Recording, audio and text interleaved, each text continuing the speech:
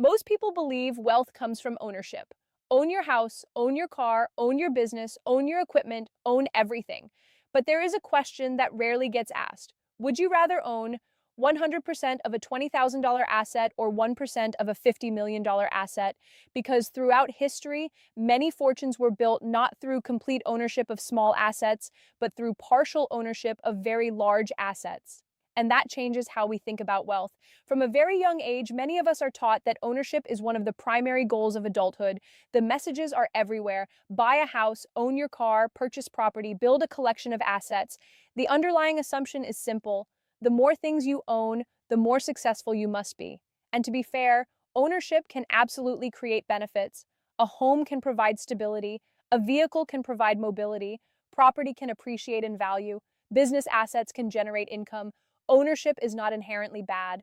In many situations, it can be incredibly valuable, but there is another side of ownership that receives far less attention because every asset that provides benefits also creates obligations, and this is where the conversation becomes more interesting. Consider a home. When people imagine home ownership, they often focus on the positive aspects. They imagine having a place that belongs to them. They imagine building equity. They imagine freedom from landlords. What they often do not imagine are the ongoing responsibilities that arrive alongside ownership: property taxes, insurance, maintenance, repairs, roof replacements, plumbing problems, electrical issues, landscaping, unexpected emergencies. The house does not simply sit there generating value, it also requires continuous attention. Now consider a vehicle. Many people focus on the excitement of ownership, the ability to go wherever they want, the convenience, the independence. But ownership also introduces registration fees, insurance premiums, fuel costs, repairs, inspections, maintenance schedules, and eventual replacement. The moment an asset becomes yours, responsibility becomes yours as well. The same pattern appears again and again. Boats require storage, maintenance, cleaning, insurance, and repairs. Vacation properties require management, upkeep, taxes, utilities, and security. The benefits are visible, the obligations are often hidden, and this creates an interesting psychological effect. People frequently calculate the purchase price of an asset, but they underestimate the lifetime cost of maintaining that asset. In other words, they calculate acquisition, but they fail to calculate ownership. These are two very different numbers. Buying something is a transaction. Owning something is an ongoing commitment, and that commitment can last for years or even decades. This is why some people find themselves in a strange situation. From the outside, they appear wealthy because they own many things, but internally, a large portion of their time, attention, and money is dedicated to maintaining those things. Their assets may be creating value, but they may also be creating obligations that quietly consume resources. This is an important distinction because wealth and ownership are not always the same thing. Someone can own many assets and still feel financially constrained. Someone else may own fewer assets but possess greater flexibility, liquidity, and freedom. The difference often comes down to understanding the full cost of ownership. And this is where many financial conversations stop too early. We celebrate the acquisition, we celebrate the purchase, we celebrate the ownership milestone, but we rarely discuss the ongoing responsibilities that follow. Ownership creates benefits. Ownership also creates obligations, and many people spend their lives focusing almost entirely on the first half of that equation. The result is that they pursue ownership without fully considering the trade-offs that come with it. And once we recognize this, a new question begins to emerge. What if wealth is not simply about owning more things? What if part of financial success comes from understanding which things are worth owning, which things are worth sharing, and which things are worth simply accessing when needed? That question takes us into a very different way of thinking about wealth, opportunity, and ownership itself. Once we understand that ownership creates both benefits and obligations, another question naturally begins to emerge. If ownership can be so valuable, why don't more people simply own larger and larger assets? The answer is surprisingly simple. Many of the most valuable assets in the world are simply too large, too expensive, or too complex for one person to own alone. Think about some of the assets that shape the modern economy: apartment buildings, office towers, shopping centers, Hotels, energy projects, transportation networks, large businesses, these assets often require millions, tens of millions, or even billions of dollars to acquire, develop, operate, and maintain. Very few individuals have the resources necessary to purchase these assets outright, and even if they did, concentrating that much money into a single investment could create significant risk. So, throughout history, people developed another approach. Instead of one person owning everything, multiple people contribute resources and collectively participate in ownership. This idea is so common that most of us interact with it every day without giving it much thought. Yet it represents one of the most powerful wealth building concepts ever created: shared ownership. Now, when some people hear the term shared ownership, they immediately assume it is a compromise. They assume it means settling for less. But in reality, shared ownership often allows access to opportunities that would otherwise be completely unavailable. Imagine an apartment building worth $20 million. Most people cannot purchase that building by themselves. However, if 100 investors each contribute capital, they may collectively acquire an asset that none of them could realistically own alone. The same principle applies to countless opportunities throughout the economy. A hotel, a renewable energy project, a large commercial property, a growing company.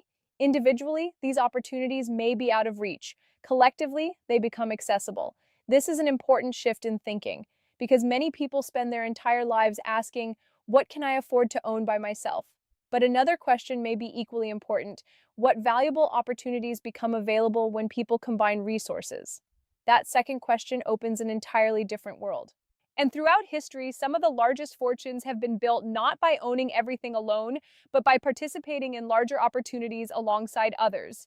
In fact, many major projects could never exist without this model. Consider a large office tower in a major city. The building may require enormous amounts of capital: land acquisition, construction costs, engineering, maintenance, operations, management. Few individuals would want to carry all of those costs and risks alone. Instead, ownership is often distributed among multiple investors. The same is true for many hotels, shopping centers, and large-scale developments. What makes this fascinating is that ownership does not always have to mean complete control. We often think of ownership in all or nothing terms. Either you own it or you don't. But the real world is far more nuanced. Ownership exists on a spectrum. Someone can own 100% of something, someone else can own 10%. Another person may own 1%. All of them are still owners. They simply participate at different levels. And this concept changes how we think about wealth, because wealth is not always created by acquiring complete ownership of small assets. Sometimes it is created by participating in larger assets that generate value over time. In other words, the question is not always, can I own this entirely? Sometimes the more important question is, can I own a meaningful piece of something significant? That distinction may sound small, but it represents a completely different way of thinking about opportunity.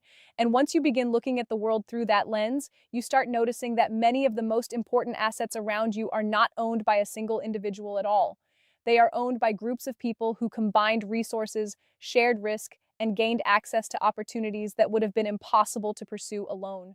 And that realization leads us to an even more interesting question.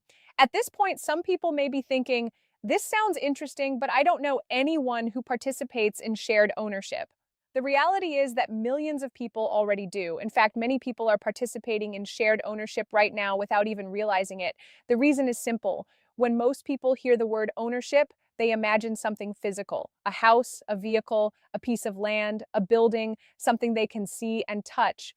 But ownership takes many forms, and some of the most common forms of ownership are so integrated into everyday life that they often go unnoticed. Let's start with one of the most familiar examples: public companies. When someone purchases shares of stock in a company, they are not simply buying a number on a screen. They are purchasing a small ownership interest in that company. Now, depending on how many shares they own, that ownership stake may be very small. But ownership nonetheless.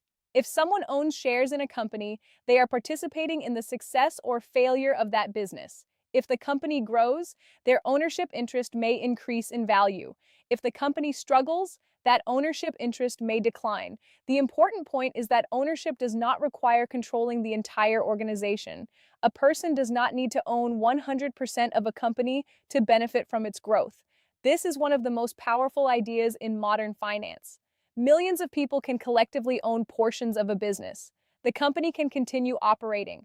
Customers continue buying products and services. Employees continue doing their work. And owners participate in the results. What is fascinating is that many people spend years working for companies without ever thinking about the ownership structure behind them. They see the products, they see the buildings, they see the employees, but they rarely stop to think about how ownership is distributed among thousands or even millions of individuals.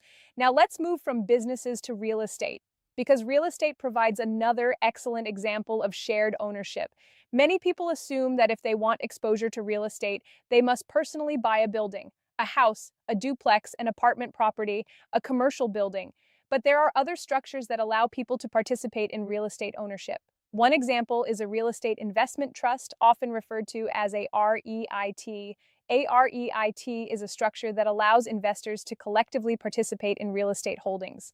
Depending on the specific REIT, ownership may be connected to apartment communities, office buildings, shopping centers, self-storage facilities, hotels, industrial facilities, and other types of income-producing real estate. This means a person may gain exposure to large real estate assets without needing to personally purchase and manage an entire property. Again, the important lesson is not whether someone should invest in a REIT. The lesson is understanding the ownership concept itself. Because once again, we see people pooling resources to participate in opportunities that would be difficult or impossible for many individuals to pursue alone. And this is exactly the kind of hidden financial reality we explore on Nobody Told Us This. Many of the systems shaping wealth are operating in plain sight, yet most people never receive a clear explanation of how they actually work. The more you understand these systems, the more clearly you begin to see the difference between ownership and participation. Now let's look at another example that receives far less attention: employee ownership.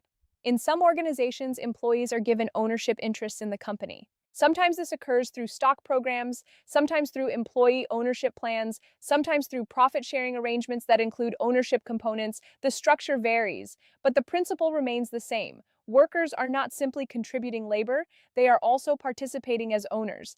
This creates an interesting alignment. Employees may benefit not only from wages, but also from the long-term success of the organization itself. The company performs well. The value of ownership may increase, the company grows, owners may share in that growth. Again, ownership is not necessarily concentrated in a single person. It can be distributed across many individuals working toward a common objective.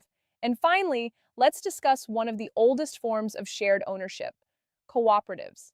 Long before many modern financial structures existed, people were pooling resources to accomplish goals they could not easily achieve alone. Farmers formed cooperatives, retail groups formed cooperatives, communities developed housing cooperatives, producers, consumers, and workers organized themselves around shared ownership structures. The reasoning was often practical. One person might not have enough resources to build something significant, but a group working together could create opportunities that benefited everyone involved. And when you step back and look at these examples together, something interesting begins to emerge. Public companies, real estate investment trusts, employee ownership plans, cooperatives, different structures, different goals, yet they all share a common theme: people combining resources to participate in opportunities that are larger than what they might achieve individually, which raises an important question. If shared ownership already exists throughout business, investing, real estate, and community development, why do so many people still think wealth is only about owning everything themselves?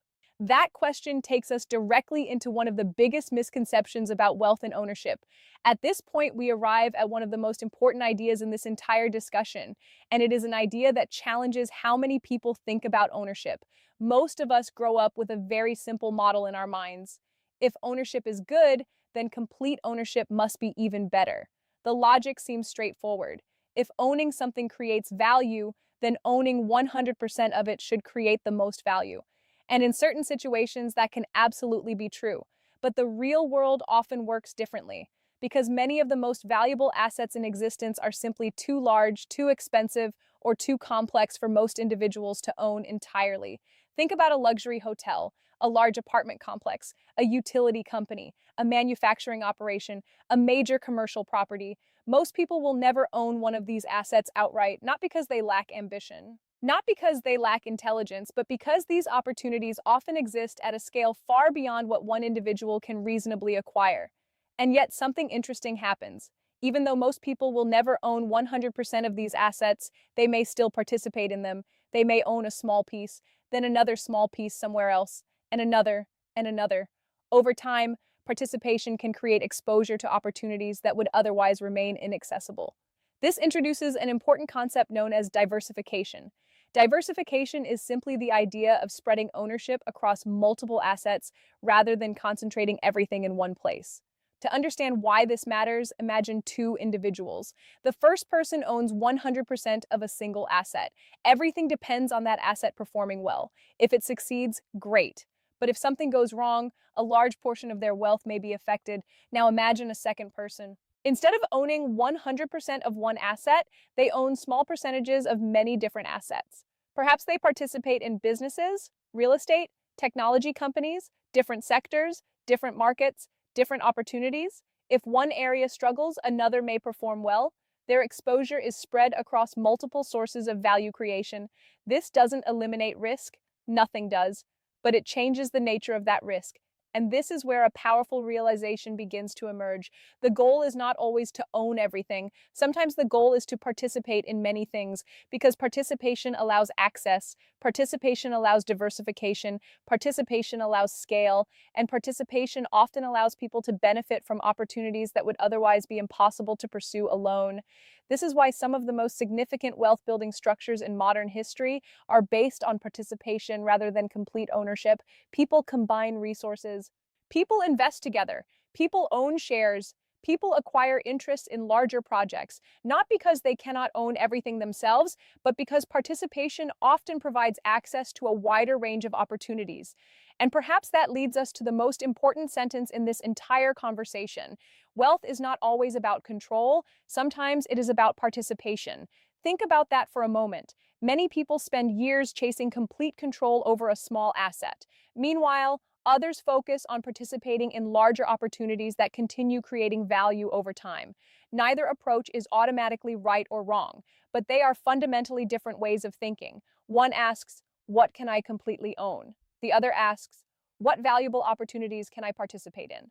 And throughout history, some of the largest fortunes, businesses, and investment portfolios have been built not through complete ownership of a single thing, but through participation across many things. Because when participation expands, opportunity often expands with it. And once you begin to understand that distinction, you start looking at ownership in an entirely different way. So, what does all of this actually mean for the average person? After all, most people are not buying office towers. Most people are not acquiring hotels. Most people are not building apartment complexes or large-scale manufacturing facilities. And that's exactly the point. The lesson of this video is not that everyone should pursue the same assets. The lesson is that we may need to think differently about ownership itself. For many people, financial decisions begin with a simple question: what can I afford to own completely? It seems like a reasonable question. But as we've seen throughout this discussion, it may not always be the most useful question. A different question might be, what valuable assets can I participate in? That shift may sound subtle, but it can dramatically expand how we think about opportunity. Because participation can take many forms. For some people, it may involve business partnerships. Rather than trying to build everything alone, they combine skills, resources, and capital with others to create something larger than any one person could have built independently. For others, it may involve real estate syndications or other investment structures that allow multiple individuals to participate in larger real estate opportunities. Some people participate through REITs and gain exposure to real estate assets they would never personally acquire on their own. Others may benefit from employee ownership opportunities that allow them to participate in the long-term success of the organizations where they work.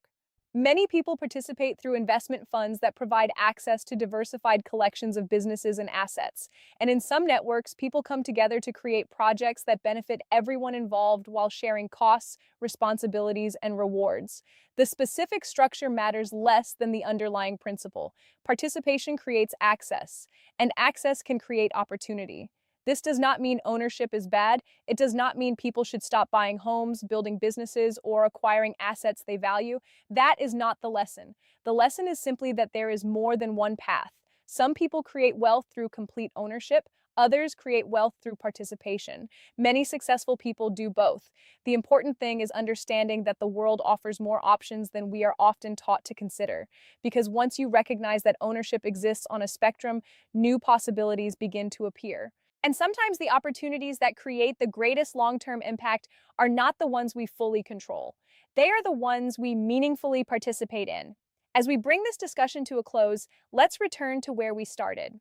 For much of our lives, we are taught a simple message. Success means ownership. Own the house, own the car, own the business, own the property, own everything you can. And while ownership can absolutely be a powerful tool, history tells a more complicated story, because many of the most significant projects ever created were not built by one owner.